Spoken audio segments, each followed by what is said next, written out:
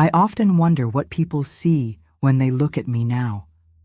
Perhaps they notice the quiet rhythm of my life, the sound of bells that mark the hours, or the way the sunlight spills through the stained glass and paints the chapel floor in shifting colors. What they cannot see is the weight of the story I carry, a story that shaped me long before I entered these walls. Behind the silence of the cloister lies a truth so heavy that it once bent my very soul, a truth I fought to bury beneath. Years of prayer and service. I was not born into this life.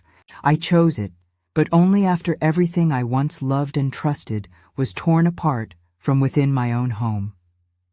People imagine betrayal as something that comes from strangers, from enemies at the door. But my betrayal came from the very heart of my life, from the child I brought into this world, the son I once believed would be my greatest joy. His smile had been my light, his laughter my reward for every sacrifice. And yet, over the years, that light turned into a shadow I could no longer escape. At first, I told myself that every mother carries burdens, that children stray and wander, and that love is enough to cover any wound. I clung to that belief as tightly as I clung to the rosary beads at night, whispering prayers through trembling lips. But deep down, I knew something was broken, something so profound that it reached into my bones. My story is not one of sudden catastrophe. It unfolded slowly, like a thread unraveling from the hem of a garment. The early years were filled with warmth, small birthday candles glowing in the darkness of our little kitchen, the sound of his tiny feet running down the hallway, the way his arms wrapped around my waist. I wanted nothing more than to be his safe place, the mother who gave everything so he would never feel alone. But trust, once cracked, has a way of spreading. What began as small lies, ones I ignored out of love, became betrayals that cut deeper each year. He discovered how easily my love could be used against me, how my silence could become his shield. And I, blind with hope, let myself believe the excuses, the apologies, the promises that this time would be different. I carried the shame of those years alone. No neighbor knew, no relative suspected. To the world, we were a normal family, mother and son navigating life's struggles. Inside, however, I lived in fear of the next wound, the next manipulation, the next way my son would turn my devotion into chains. I told myself I could endure it, that I had to endure it, because what kind of mother admits her own child has become her torment? There were nights I would sit by the window, staring out at the darkness, asking God questions I never thought I would dare to ask. How could love and pain live in the same heart? How could a son's betrayal cut so much deeper than the cruelty of strangers? And why, if he was truly watching, had he given me this cross to bear? In those moments, the silence of the house pressed against me like a tomb. I could hear my own breathing, shallow and restless, and feel the steady pounding of my heart that reminded me I was still alive, though I often wished I were not. I thought of running, of leaving it all behind, but how does a mother abandon her own flesh and blood? My identity was bound to him, and I was terrified of what would remain if I let go. The truth I am telling you now is not easy. It has taken me years to find the courage to speak, even in this confessional way. But if you are listening, I want you to know something important. Silence does not save you. It buries you, and I learned that lesson at a terrible cost. My name is Evelyn Brooks. Today I wear a habit and live within the protective embrace of the convent, but back then I was simply a mother, ordinary, hopeful, and naive.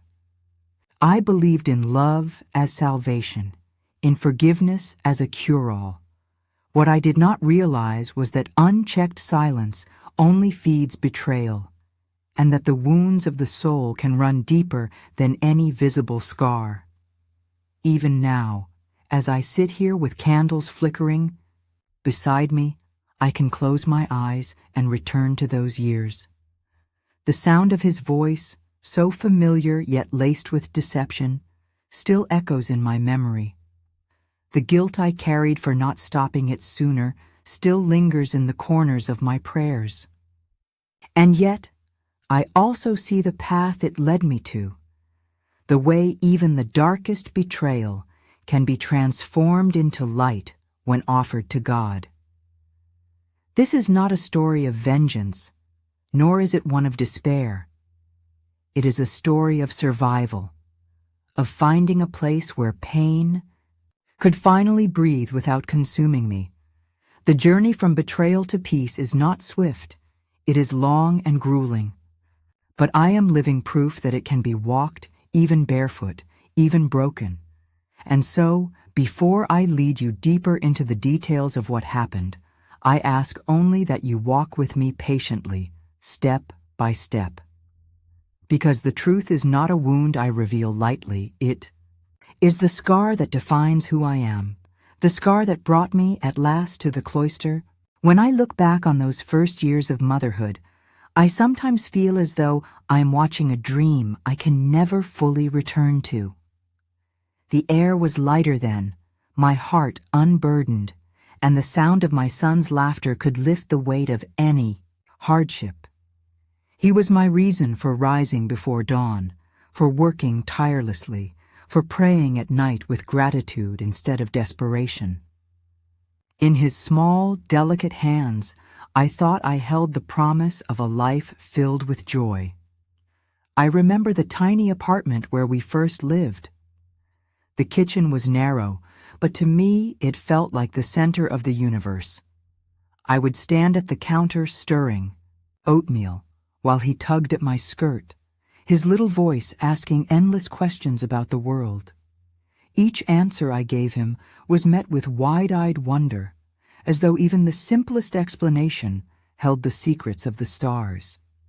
His innocence was a gift I cherished, a reminder that love could make even the most modest surroundings feel like a palace. Every milestone was a celebration. I remember the first time he managed to spell his name, the pride that shone on his face as though he had conquered the impossible. I remember birthday parties where the cake was small, but the joy was abundant, candles glowing while friends and neighbors clapped in rhythm. He would close his eyes, make a wish, and blow them out with all the force his tiny lungs could manage. And I would sit there, smiling, believing those wishes would carry him to a future far brighter than my own. There were quiet moments too, moments that felt holy in their simplicity. I would rock him to sleep in the old armchair by the window, humming a lullaby that my own mother had once sung to me. His breathing would slow, his small chest rising and falling against me, and I would press my cheek to his hair, inhaling the sweet, familiar scent of childhood. In those nights, when the world was hushed and still, I felt as though God Himself had placed a blessing in my arms. I wanted to give Him everything I never had. My childhood had been marked by absence and uncertainty, but I promised myself his would be different. I enrolled him in school with pride, packed his lunches with care, and saved every penny I could to buy him books, shoes, and the occasional toy he desired. Each sacrifice felt light because it was for him. Each hour I worked, each meal I skipped, each prayer I whispered, it was all for the boy who called me Mama. Those who saw us together often remarked on how close we seemed. "He adores you," they would say. "You can see it in his eyes." And I believed them. I believed that the bond between a mother and her son was unbreakable, that love alone was enough to guard us against whatever storms the future might bring. I carried that belief like a shield, unaware that the very person I cherished most would one day pierce it. Still, I hold those early memories close because they remind me that my love was real, even if his choices later broke me.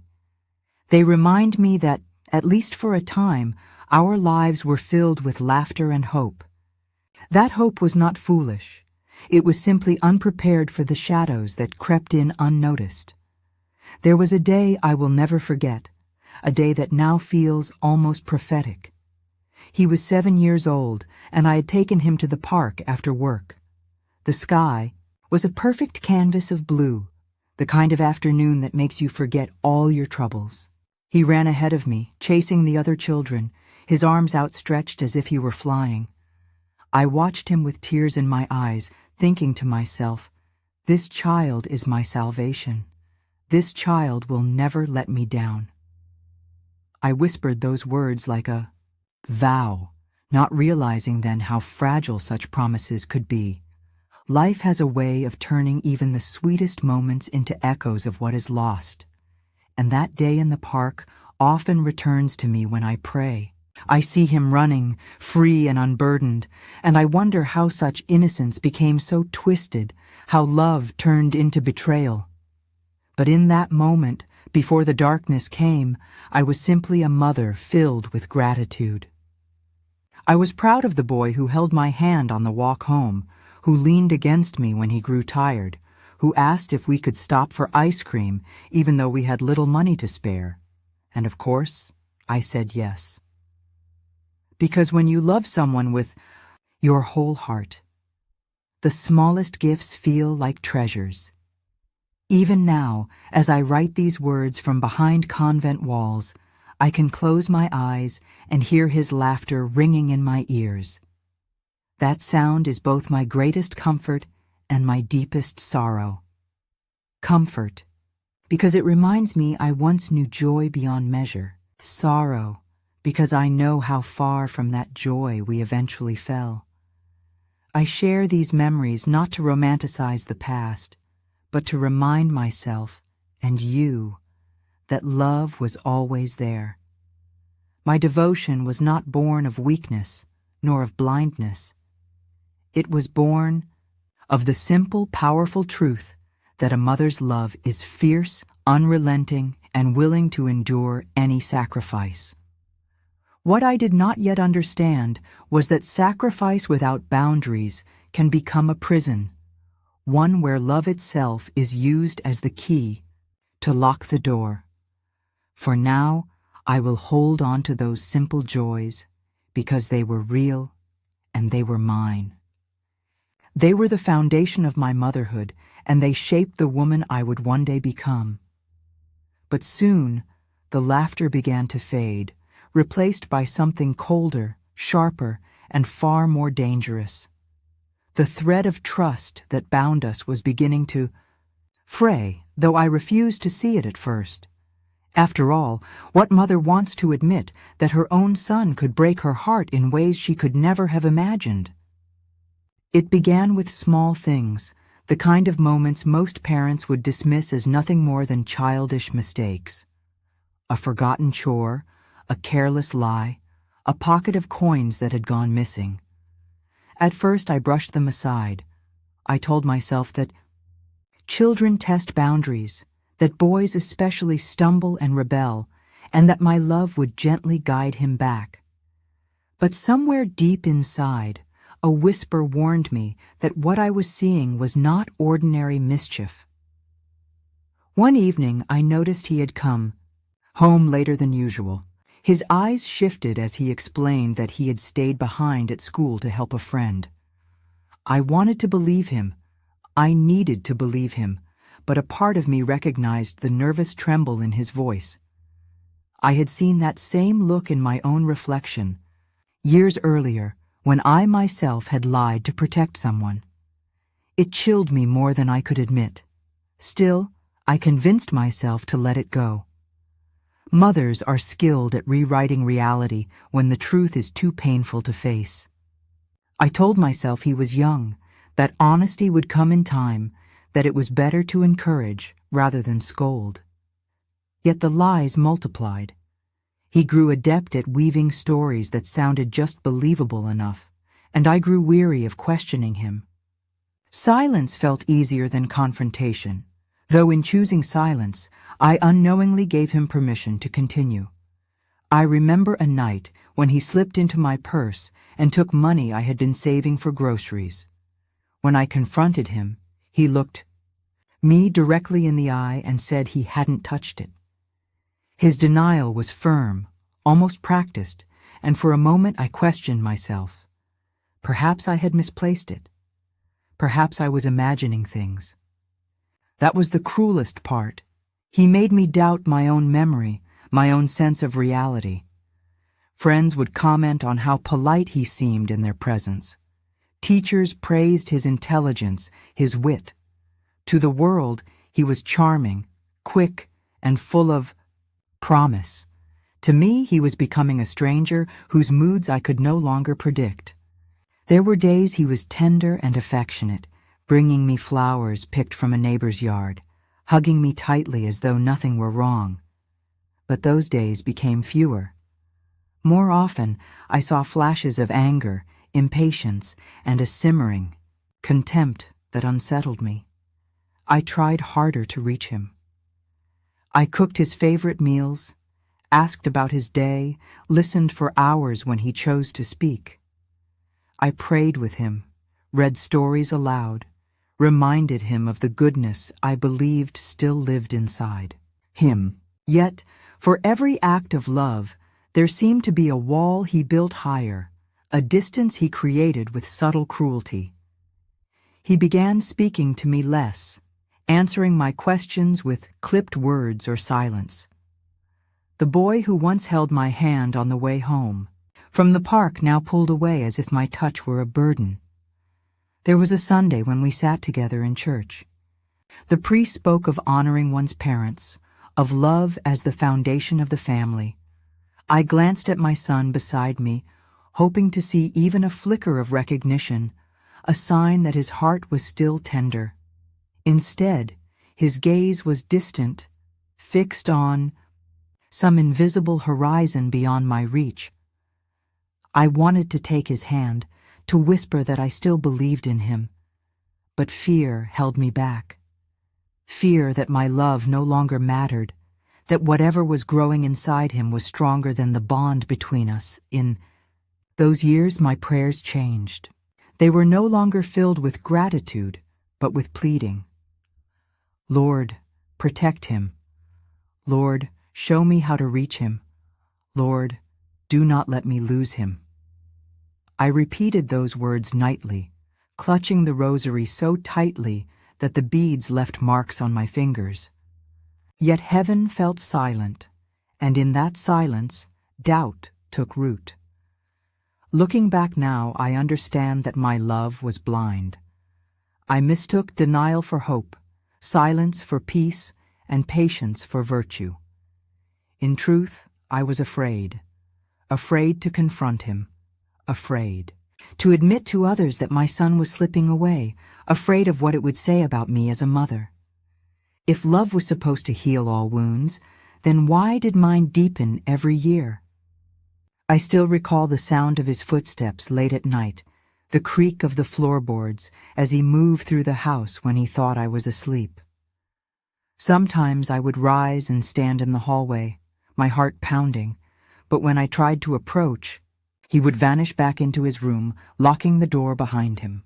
It was not only the lies that haunted me, it was the secrecy, the deliberate way he carved out a life I was no longer part of.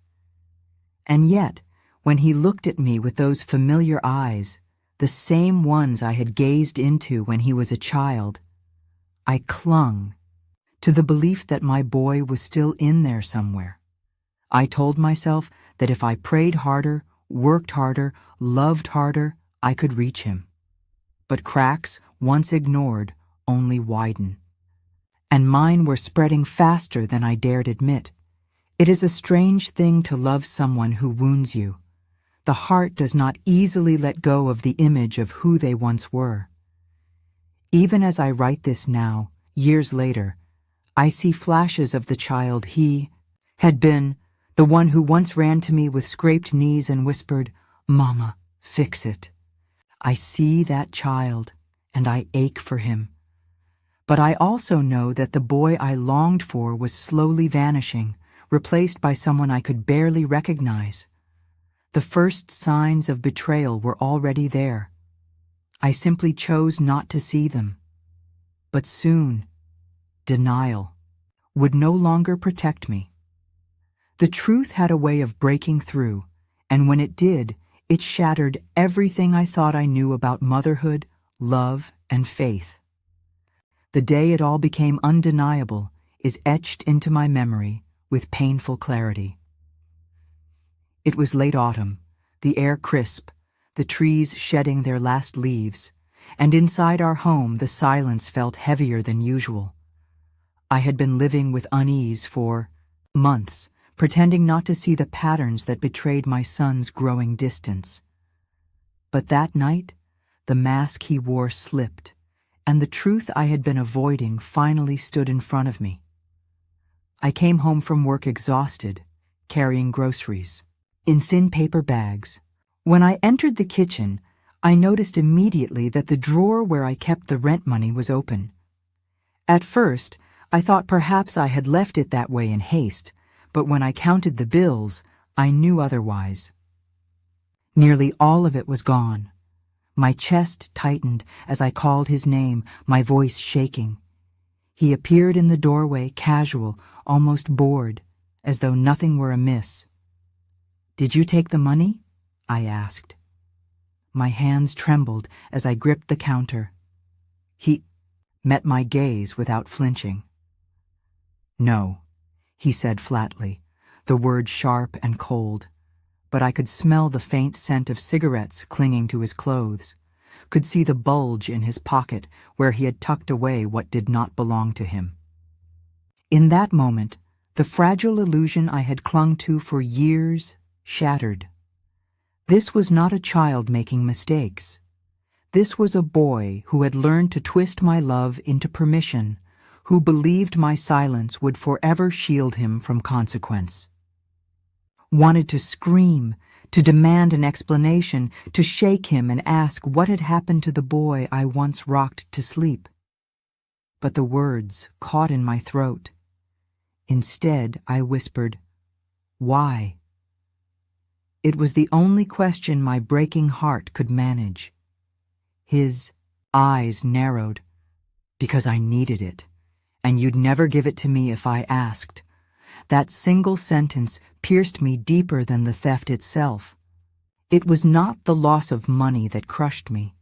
It was the realization that he saw me not as his mother, but as an obstacle, someone to be manipulated rather than cherished. That night, I wept in my room, muffling my sobs so he would not hear. I pressed my face into the pillow and begged God to tell me what I had done wrong, what flaw in me had led to this betrayal. Had I loved him too much or not enough? Had I been blind or had I simply been foolish? The questions spiraled through my mind until I could no longer tell where guilt ended and grief began. But the betrayals did not stop there. In the weeks that followed, I discovered other secrets, valuables missing from drawers, neighbors whispering about his behavior, and once a call from a store clerk who suspected him of stealing. Each revelation chipped away at what little hope I had left. Still, I tried to confront him gently, clinging to the idea that patience could redeem him. His responses grew sharper, his tone colder, until I no longer recognized the boy who had once looked at me with trust. I remember standing in the living room one evening as he stormed past me, slamming his bedroom door so hard that the frame rattled. I placed my hand against the wood, as though touching the barrier between us could somehow restore the closeness we had lost. "I love you," I whispered through the door. There was no reply, only the thud of his footsteps pacing back and forth. That was when I realized I was no longer safe in my own home. The betrayal was not only financial or emotional, it was spiritual. The sanctuary I had built for us, the place where I thought love would protect us both, had become a place of fear. Each night I listened for sounds in the hallway, my heart racing with dread, wondering what I might discover next. Looking back, I know I should have reached out for help sooner. But shame kept me silent. How could I admit to anyone that my son had turned against me? Mothers are supposed to be proud, to stand as examples of nurturing strength.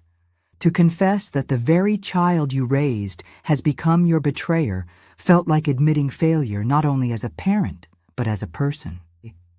So I kept the truth hidden, locking it inside the same way he locked himself in his room, both of us prisoners in different ways. The hardest part was the loneliness. Betrayal isolates you more than any physical wall ever could. Friends asked how I was, and I smiled, offering polite reassurances. Church members spoke of family blessings, and I nodded, swallowing the bitterness that rose in my throat. No one knew the storm raging within my home.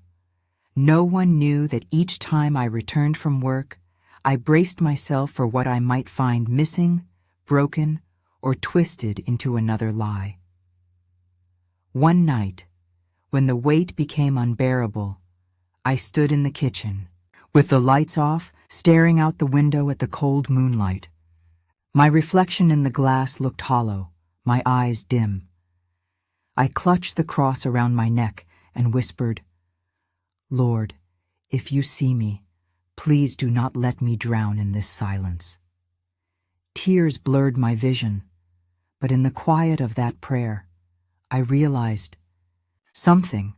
I could no longer pretend. The betrayal within my own home had reached a point where denial was impossible. The boy I loved was gone, replaced by someone I did not understand.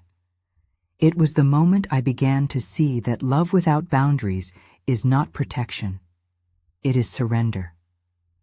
And though I was not yet ready to admit it aloud, I knew that the road ahead would demand more courage than I had ever shown before. After the night I discovered my son's betrayal beyond doubt, I thought things could not get worse. I told myself that confronting him, seeing the truth with my own eyes, would somehow force a change. But what followed was not repentance. It was silence. A silence that stretched through every corner of our home, wrapping itself around me until it felt like I was suffocating. I convinced myself that silence was safer. If I did not speak, there would be no arguments, no slammed doors, no cruel words that pierced deeper than knives. Silence became my fragile peace, the only way I knew how to survive the tension that thickened the air between us. I walked on eggshells, choosing my words with caution, pretending not to notice when money disappeared or when lies spilled effortlessly from his lips. At church, I wore my best smile. Neighbors saw me in the grocery store and commented on how tall my son had grown, how handsome he was becoming. I nodded and thanked them, the lie burning inside me. No one saw the hollowness in my eyes. No one knew that each morning I rose from my bed with a heart heavy as stone, dreading what the day might bring. There were moments when I thought about confiding in someone, perhaps a close friend, perhaps a priest, perhaps even a counselor. But the words would not come. Every time I tried to form them, shame closed my throat. What kind of mother admits that her own child has become her greatest source of pain? I felt branded by failure, marked by some invisible scarlet letter that silenced me before I could speak. Nights were the hardest.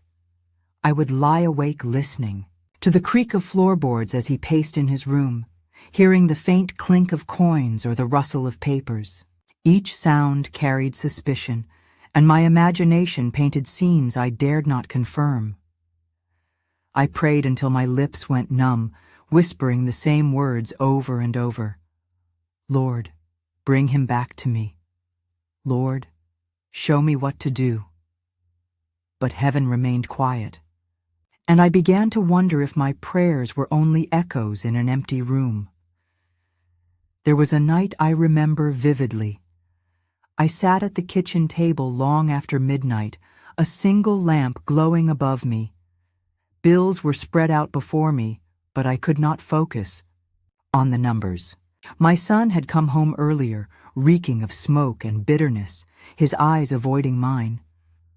I waited for him to say something, anything, but he passed me without a word and locked himself in his room. I stared at that closed door until my vision blurred, realizing how little space I now occupied in his world. He was my everything, and I was becoming nothing to him. The silence between us became its own language. It spoke of betrayal, of mistrust, of the chasm that widened each day. I tried to fill it with small acts of love, leaving dinner for him on the stove, folding his laundry, slipping notes of encouragement under his door. Most of the time, those gestures went unanswered. The meals grew cold, the laundry was tossed aside, the notes never returned. My heart broke a little more with each rejection, but I kept trying, because silence without love felt like surrender. And yet, the more I gave, the more I disappeared. I lost weight, not from lack of food, but from the constant tension that stole my appetite. My hands shook when I tried to write in my journal. Friends began asking if I was well, and I lied, insisting I was only tired. In truth, I was unraveling. Silence was not saving me. It was consuming me. Sometimes, when the house was still, I would sit by the window and watch the world outside. I saw families laughing together, couples walking hand in hand, children riding bicycles down the street. The sound of their joy reached me like distant music, a reminder of what had once been mine. I pressed my forehead against the glass and wondered how I had ended up here, trapped in a home that no longer felt like home, bound to a silence that grew heavier each day. I began to carry guilt, not only for what he had done, but for what I had not done. Had I failed to discipline him? Had I ignored signs too long? Was my love too soft, too forgiving, too blind? These questions haunted me, circling endlessly in my mind. Shame told me I had no right to speak, no right to seek help, because I had created the very silence that now destroyed me, and so I endured. I endured the closed doors, the empty conversations, the lies I pretended not to hear. I endured the loneliness of being a mother who could not admit her suffering. I endured because I thought that was what love demanded of me. But love, I would later learn, is not silence. Love requires truth, even when truth is painful. Love requires boundaries, even when they feel like walls. And the silence I thought was protecting us was in fact destroying me. Looking back, I see how those years of silence scarred me more deeply than the betrayals themselves. Betrayal wounds once, silence wounds every day. It seeps into your prayers, your laughter, your very sense of self, until you forget who you are. By the time I finally found the courage to break free, I was no longer the woman I had once been. I was a shadow, a ghost of a mother who had once believed love alone could save her child. In the stillness of the convent now, I sometimes hear echoes of that silence, the kind that swallowed me whole in those years. But here, silence has been redeemed. It is no longer filled with lies and fear, but with prayer and peace. It reminds me that even the deepest wounds can be transformed, though at the time I believed I would never escape. The years of silence were not the end of my story, though they nearly convinced me it would be. They were the darkness before the dawn, the suffocating night that made the light of discovery, rescue, and healing shine all the brighter. There comes a moment in every life when silence can no longer protect you. Mine arrived on a day that seemed ordinary at first, a day like countless others when I woke early, prepared breakfast, and tried to ignore the heaviness in the air between my son and me. But beneath the surface, everything was straining, ready to break. It began with a phone call. The voice on the other end belonged to a neighbor who spoke hesitantly, apologetically, telling me she had seen my son with a group of older boys near a store, their pockets suspiciously full. My stomach clenched as she described what she had witnessed, and though I wanted to dismiss it as rumor, I could not. Deep down, I knew she was telling the truth. When he came home that evening, I confronted him. My voice was calm, but firm, trembling, beneath the weight of years of denial. "Where were you today?" I asked.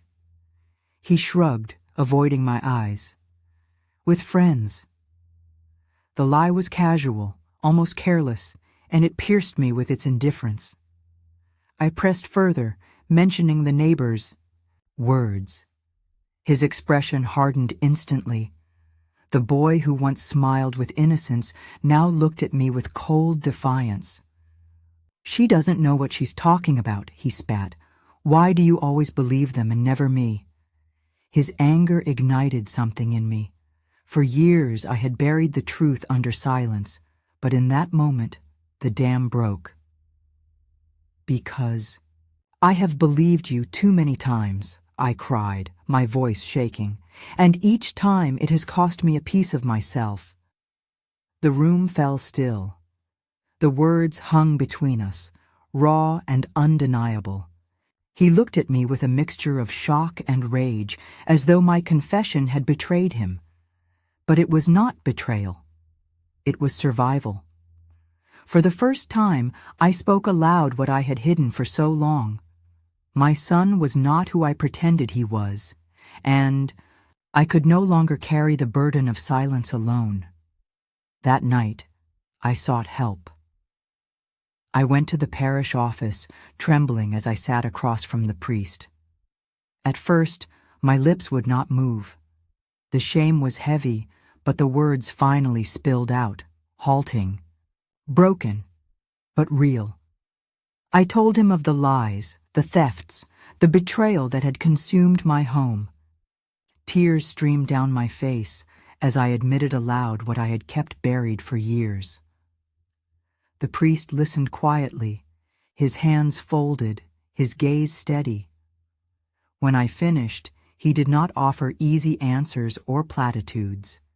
He simply said, "You cannot heal what you do not reveal. The truth must be spoken, even if it breaks your heart." With his encouragement, I turned to a counselor. Sitting in that small office, I felt exposed, stripped bare. I told her the story I had been too ashamed to share with anyone, each sentence trembling on the edge of collapse. She listened with compassion, never once looking at me with judgment. For the first time, I felt seen, not as a failed mother, but as a wounded woman who had carried too much alone. The truth spread like wildfire once it was spoken. My family became divided. Some refused to believe me, accusing me of exaggeration or misunderstanding. Others looked at my son with suspicion, their disappointment heavy. At home, the tension grew unbearable. He accused me of destroying his life, of turning others against him. His words were sharp, meant to wound, and they did. But I could no longer retreat into silence. The truth was out, and there was no returning to the shadows. I remember one night when he shouted at me, his voice echoing through the house. "You've ruined everything," he cried. I stood trembling, tears streaming down my face, but I did not take the words back. For the first time, I chose truth over peace, and though it tore me apart, it also gave me a strange sense of strength. In the weeks that followed, the authorities became involved. Meetings, reports, difficult conversations filled my days.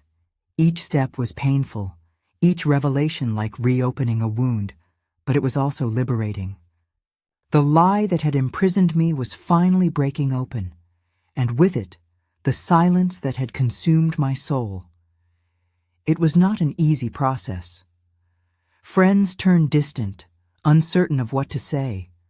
My family's unity cracked under the weight of the truth. And my son, my own flesh and blood, looked at me with eyes that no longer held love, only betrayal of his own making. Yet even in the midst of that chaos, I knew I had done what needed to be done. The truth, no matter how painful, was the first step toward healing. I will never forget the day I sat in the small courtroom, listening as others spoke of his actions. My heart ached with every word, torn between sorrow and relief. I did not want vengeance. I wanted redemption, for him and for me. But redemption can only begin when the truth is faced, and that day it was finally laid bare. As I left the building, the crisp air filled my lungs, and for the first time in years, I felt lighter. My steps were unsteady, my heart bruised, but I had spoken. The silence that once defined me had been broken, and though the road ahead was uncertain, I knew I had taken the first step out of the darkness.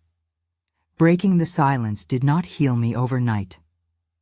It unleashed storms I had feared for years, and it left scars that I still carry. But it also opened the door to grace, to the possibility of a life not defined by secrets and shame. Here in the convent now, when I reflect on that turning point, I realize that truth is both painful and freeing.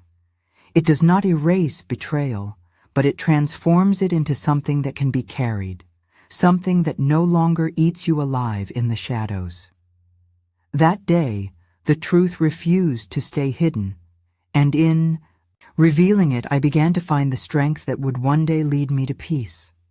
When the truth finally slipped from my lips and rippled through the walls of my home, I believed a strange kind of relief might follow. Instead, what came was chaos. My confession did not heal us, it tore us apart. What I thought would bring light only seemed to cast longer shadows, and soon my house no longer felt like a home, but like a battlefield where love and resentment fought for dominion. My son's anger erupted with a force I had not yet seen. He accused me of betrayal, of airing his secrets to strangers who could never understand. His words were laced with venom, and each one struck deep because they came from the mouth I once kissed goodnight. "You're supposed to protect me," he shouted, his voice trembling with rage. "Instead, you turned against me." I wanted to explain that speaking the truth was not turning against him. It was refusing to drown silently in his betrayals. But explanations fell flat against the storm of his fury. He slammed doors, refused meals, and glared at me with a coldness that pierced deeper than any blade. The boy I raised was gone, replaced by someone who looked like him but carried a heart, hardened against me. Outside our home, the fracture widened. Some family members refused to believe me. They clung to the image of him as a charming, intelligent young man, insisting I was exaggerating, that perhaps stress had clouded my judgment.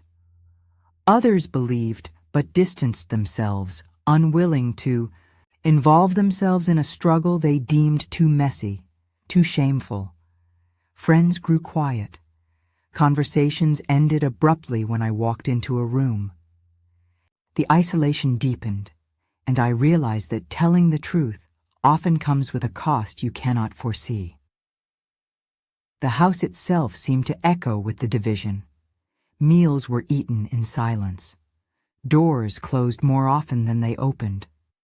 The warmth of shared laughter, once the heartbeat of our small family, was replaced by tension so thick it felt suffocating. I tiptoed through hallways, avoiding his gaze, afraid of igniting another storm. Yet I also refused to return to silence. The truth was out now, and I could not take it back. There was a night when he returned home later than usual. His face was hardened, his hands stuffed into his pockets. I asked gently where he had been, hoping to bridge the chasm between us. He looked at me with eyes void of affection and muttered, "Why do you care? You've already ruined everything." The words struck me like a whip. I bit my lip to keep from weeping, but tears spilled anyway. He turned away without a flicker of remorse, leaving me alone with my sorrow. Faith, once my anchor, began to feel fragile. I questioned why God had entrusted me with such a cross. Was I being punished? Was I too weak, too blind, too desperate for love to have stopped this long ago? Each night, I knelt beside my bed, begging for strength, for clarity, for some sign that he had not abandoned me. But heaven felt distant, and my prayers seemed to fall into an endless silence. The division was not only between my son and me, it seeped into my own soul. Part of me longed to cling to him, to believe he could still change, that if I loved fiercely enough, the boy I once knew might return. Another part of me whispered that I had to protect myself, that his betrayal had crossed a line from which there was no return. I was torn between hope and despair, unable to fully embrace either. One evening, I found myself staring at an old photograph. It showed us together at the park years earlier, his small arms wrapped around my neck, his smile radiant. I traced the outline of his face with my finger, tears falling onto the glossy paper. "Where did you go?" I whispered. "And how do I get you back?" No answer came, only the echo of my own broken voice. The more he resisted, the more the house became unbearable. I dreaded walking through the front door, unsure what mood would greet me. Would it be hostility, cold indifference, or a rare, fleeting kindness that left me aching for more? The uncertainty gnawed at me, leaving me exhausted in body and soul, and yet, even in the midst of that chaos, I clung to a fragile thread of hope. I wanted to believe that somewhere beneath the anger and deceit, my son still carried the light I had once seen in him, but each day that thread frayed, and I feared it would snap entirely. The truth had freed me from silence, but it had also unleashed a storm I was powerless to calm. My home was divided, my family fractured, my heart breaking. A little more each day. I longed for peace, for even a moment of tenderness, but all I found was conflict and distance. Here in the convent now, I often reflect on that season of division. I understand, with the clarity of hindsight, that truth is not always welcomed, even when it is necessary. It can break families, estrange loved ones, and leave you standing alone in the wreckage. But I also know that without truth, healing is impossible. At the time, though, I felt only despair.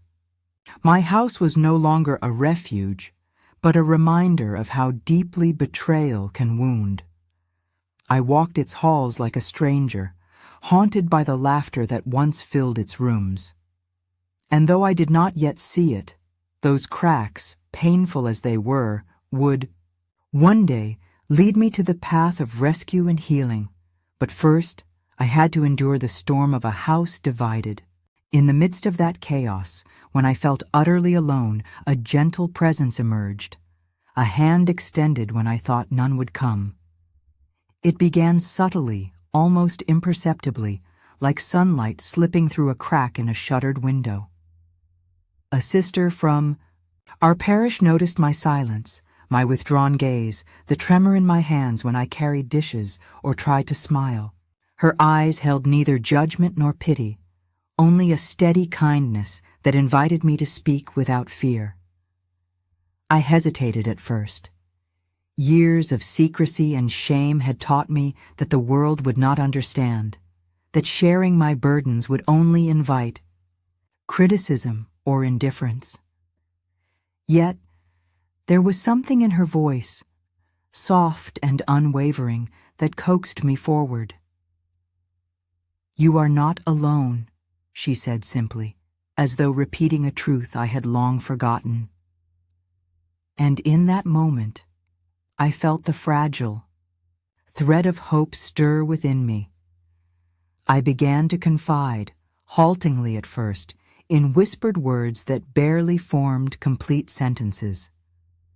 I spoke of the betrayal, the theft, the lies, and the nights I had spent praying alone, begging God to deliver my son from whatever darkness had taken hold of him.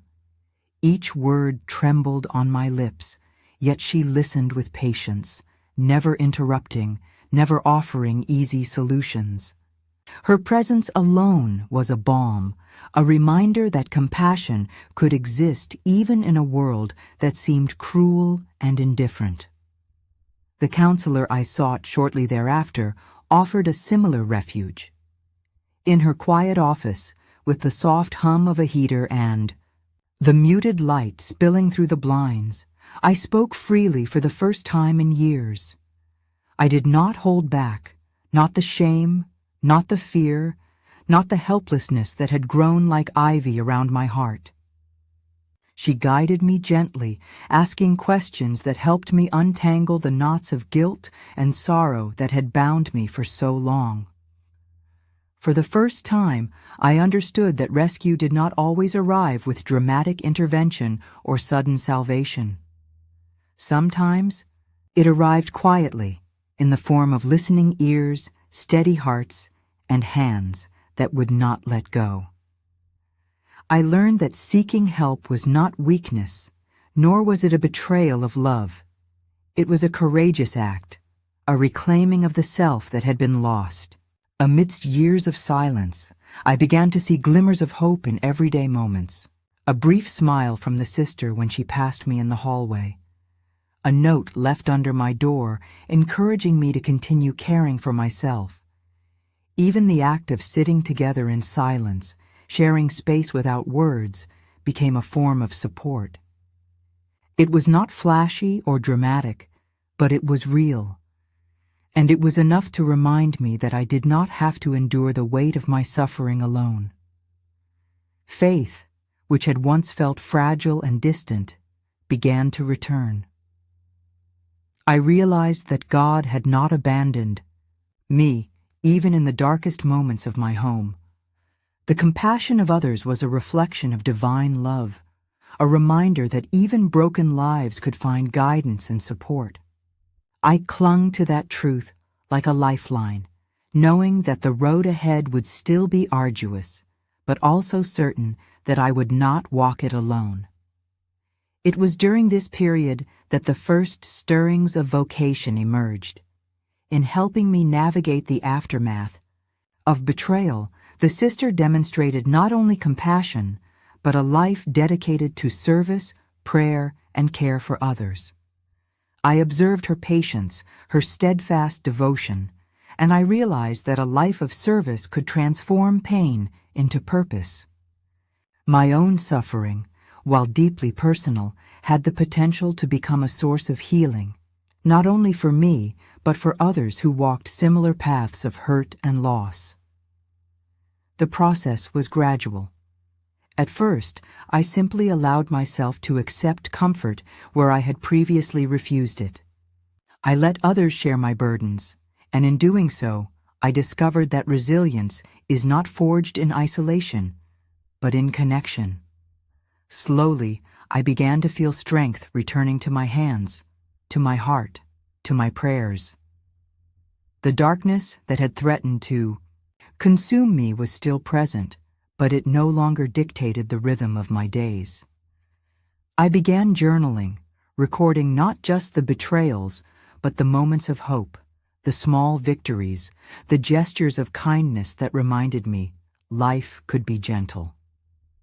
Each entry was a testament to survival, a marker along the path from despair to renewal. Writing became a form of prayer, a means of releasing the pain I had long carried silently. Looking back, I understand that the hand that reached for me was not merely the sisters or the counselors, or even the small acts of strangers who offered kindness. It was a reminder that God's presence often works through others, that grace can manifest in the ordinary, in the subtle, in the consistent care of those who refuse to look away. By the time I took my first tentative steps toward the convent, I had begun to see the contours of a life rebuilt. I was not yet healed, and the scars of betrayal remained vivid. But I had discovered a vital truth. Rescue, true rescue, begins when someone chooses to see you, to hear you, and to walk beside you, even if only for a little while. It was a lesson I carried into every choice thereafter. Compassion, patience, and steady presence were no longer abstract concepts. They were lifelines, guiding me toward a vocation where pain could be transmuted into purpose, and where even the deepest betrayal could be offered to God and transformed into peace. In the quiet of the convent now, when I reflect on that time, I am grateful for the hands that reached for me, for the ears that listened without judgment, for the hearts that held space for my brokenness. Without them, I might have remained buried in silence forever. With them, I found the first glimmers of light and a path that would ultimately lead me from devastation to the cloister, where I would finally begin to reclaim my life. In the months that followed, I felt the stirrings of something I had never dared imagine. Purpose born from pain. The hands that had once betrayed me, the lies that had broken my heart, and the silence that had suffocated me, all became lessons, etched into my soul, guiding me toward a path I had not known existed. I began to see that my suffering could be transformed, not erased, into a vocation of service and prayer. It started with small acts. I helped in the parish office, organizing donations, writing letters to families in need, offering comfort where it was welcome. At first, it was merely a distraction, a way to fill the emptiness that my son's betrayal had left behind. But slowly, these acts became meaningful. Each time I comforted a mother who wept over her child, or assisted a child who had nowhere else to turn, I felt a fragment of my heart mend. I realized that my pain, though deeply personal, had given me empathy, insight, and the ability to reach others in ways I had never expected. Prayer became the foundation of this new life. Each morning I knelt at the altar, offering up not just gratitude but also the heavy memories of the past. I spoke to God openly, without shame, confessing both the depth of my sorrow and my hope for renewal. The act of surrendering my hurt, piece by piece, allowed me to feel the weight lift from my chest, as though each whispered word was a stone removed from my shoulders. It was during this time that I encountered the sisters who would later guide me into the convent. Their lives were marked by simplicity, devotion, and a quiet strength I had never witnessed before. They did not offer quick solutions or empty platitudes. Instead, they showed me that healing is a process, one that requires patience, discipline, and a willingness to remain present with one's own brokenness. Watching them, I realized that my own pain could be honored, not hidden, and that it could become a source of compassion for others. I took small steps toward the life I would eventually embrace fully. I attended retreats, studied scripture, and engaged in volunteer work that connected me with children and families who were struggling. The work was not always easy. There were days when the memories of my son's betrayal surged forward with unbearable intensity, and I questioned whether I had the strength to continue.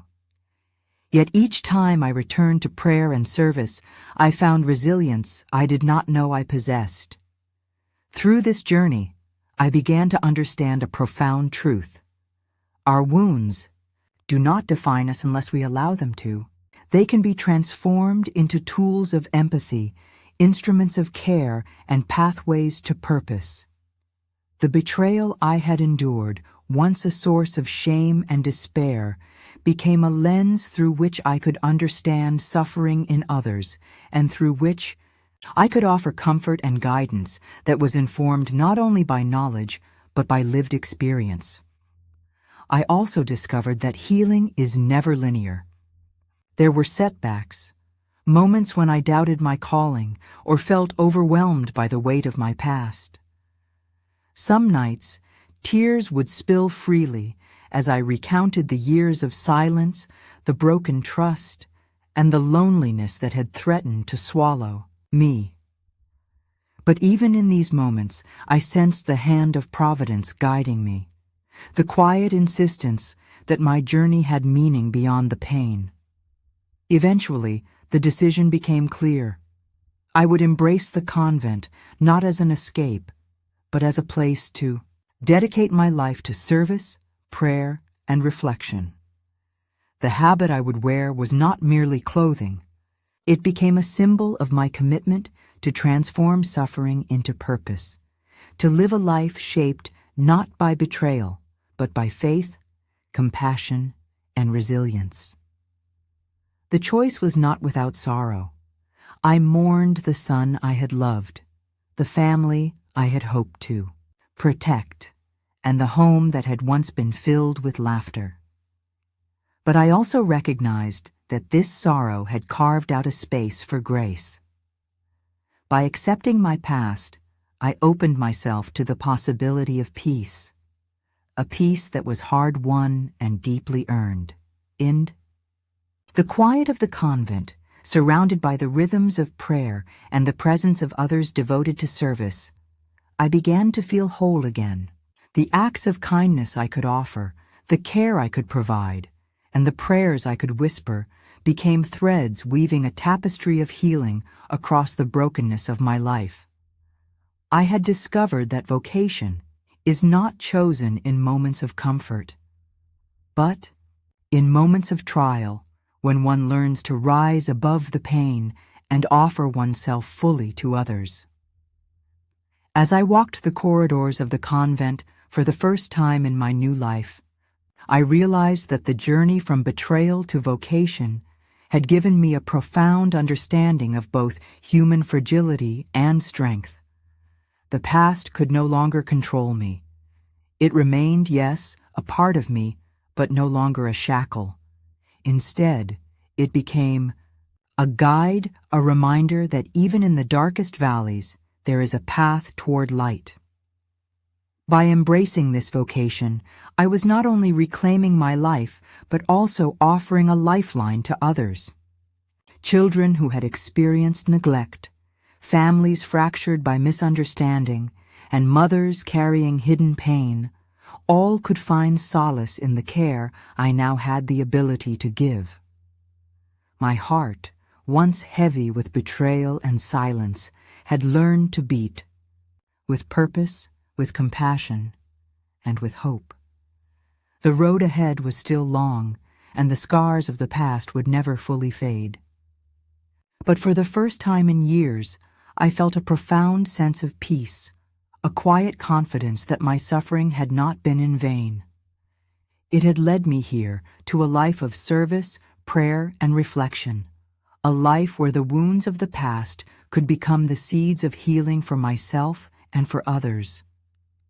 Time has a quiet way of teaching lessons that the world cannot rush. Sitting now in the cloister, years after the chaos that once consumed my life, I can finally see the shape of my journey. The betrayal, the silence, the fear, they all remain, etched into my memory like scars. But these scars are no longer a source of shame. They are my testament, proof that a heart can endure, survive, and ultimately find peace. My son is still a presence in my thoughts, though he is no longer a part of my daily life. I do not speak of him with anger or bitterness, though once those emotions were my constant companions. I have learned that holding on to resentment only prolongs suffering. Instead, I carry him in my prayers, hoping that one day he finds the redemption I could not force, the understanding that love, even when it falters, does not vanish. In these quiet halls, I have discovered a life rich with purpose. Each day is structured by prayer, by care for others, and by reflection. I teach children, I tend to the sick, I counsel those who have been wounded in ways both visible and hidden. Their stories, in many ways, mirror my own, and I am grateful that my experiences have given me the empathy to guide them gently, to offer comfort without judgment. I think often about the mother I once was, the one who loved blindly, who endured betrayal silently, who feared speaking the truth. That woman lives within me still, but she is no longer lost. She has been tempered by sorrow and reshaped by faith. I carry her lessons with me, honoring her endurance while embracing the woman I have become. A woman of resilience, compassion, and deliberate hope. There are times when the memories return sharply, the evenings of anger, the nights spent awake in fear, the whispered lies that I pretended not to hear.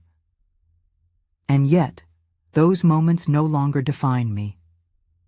Instead, they illuminate the path I have walked, showing me that even in the darkest valleys, light can be found. The pain I endured is woven into the fabric of my being, but it no longer weighs me down.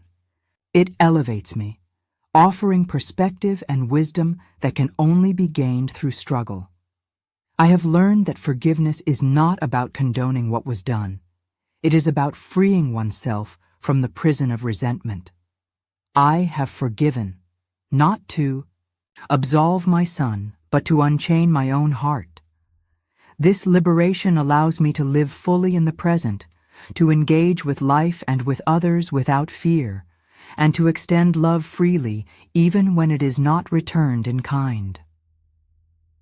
My vocation within the convent has given me opportunities to transform my experiences into guidance for others. Young women and mothers come to me, carrying burdens I recognize all too well. They speak of broken homes, of children who disappoint or betray, of silence that suffocates.